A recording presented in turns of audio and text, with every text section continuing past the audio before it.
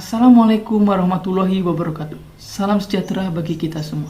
Om Swastiastu, Namo Buddhaya, salam kebajikan. Yang terhormat kepada tutor mata kuliah Bahasa Indonesia, Bapak Dery Rahmat Pratama MPD, dan yang saya hormati penonton pada video ini.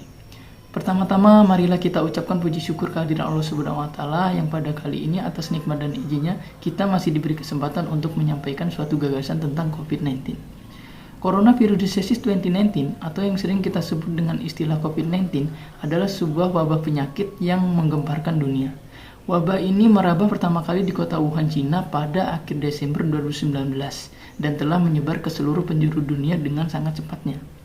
Dapat kita ketahui, banyak dampak yang telah ditimbulkan oleh COVID-19 ini, terutama dalam sektor perekonomian, pariwisata, dan transportasi.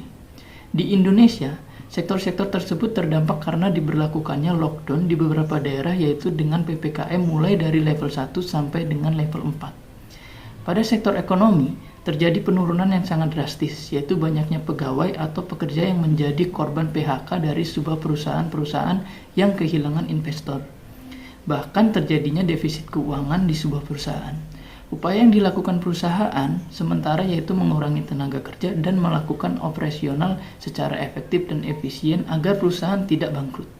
Di sektor lain, sektor pariwisata diberlakukannya lockdown dan PPKM di daerah-daerah sampai ditutupnya akses semua tempat yang menjadi perkumpulan banyak orang, menjadikan sektor pariwisata yang seyogyanya menjadi tempat perkumpulan atau liburan ditutup sementara agar penyebaran virus COVID-19 tidak semakin meningkat lagi karena adanya kumpulan-kumpulan orang di tempat tersebut. Sehingga sektor ini pun harus kehilangan investor-investornya karena tidak beroperasinya pariwisata pada pandemi COVID-19. Dan dampak yang ditimbulkan tidak lain tidak bukan tenaga pekerja lagi. Mereka harus libur dan tidak mendapat gaji karena tidak bekerja. Bahkan ada yang diberhentikan agar tidak terjadinya defisit anggaran suatu perusahaan di sektor pariwisata.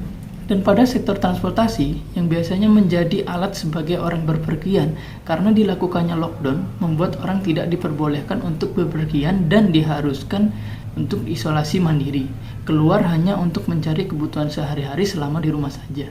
Dan ini membuat sektor transportasi dari pesawat, bus, dan sampai dengan transportasi online berhenti tidak beroperasi. Dampaknya tidak jauh beda dengan yang dialami oleh dua sektor yang di atas, yaitu kehilangan investor sampai pengurangan tenaga kerja untuk mempertahankan agar tidak terjadinya defisit anggaran. Pemberlakuan lockdown atau PPKM secara menyeluruh yang diatur oleh pemerintah pusat memang menjadi pro dan kontra terhadap kalangan masyarakat. Peraturan itu sangat bagus agar cepat terjadi pemulihan karena pengurangannya penyebaran virus COVID-19 tersebut. Tetapi, di lain sisi, para pemilik sektor-sektor perekonomian menjadi beban tersendiri bagaimana cara mempertahankan perusahaannya agar tetap berlangsung dan menghasilkan uang supaya tidak terjadinya defisit anggaran. Memang, COVID-19 telah lama berlalu, dan luka serta sakitnya bahkan belum bisa hilang masih kita rasakan oleh dampak yang diberikan. Sekarang, masyarakat diimbau oleh pemerintah untuk menuju pada gaya hidup baru, agar benar-benar virus COVID-19 ini hilang dan dapat memulihkan kembali kehidupan masyarakat dan memulihkan perekonomian seperti sedia kala sebelum adanya pandemi.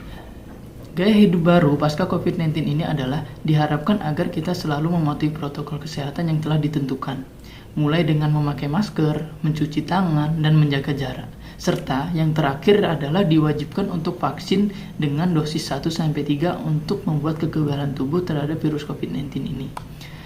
Pemerintah pusat juga telah berupaya untuk mengembalikan perekonomian dalam sektor-sektor yang telah terdampak dengan mengeluarkan kebijakan-kebijakan yang berlaku.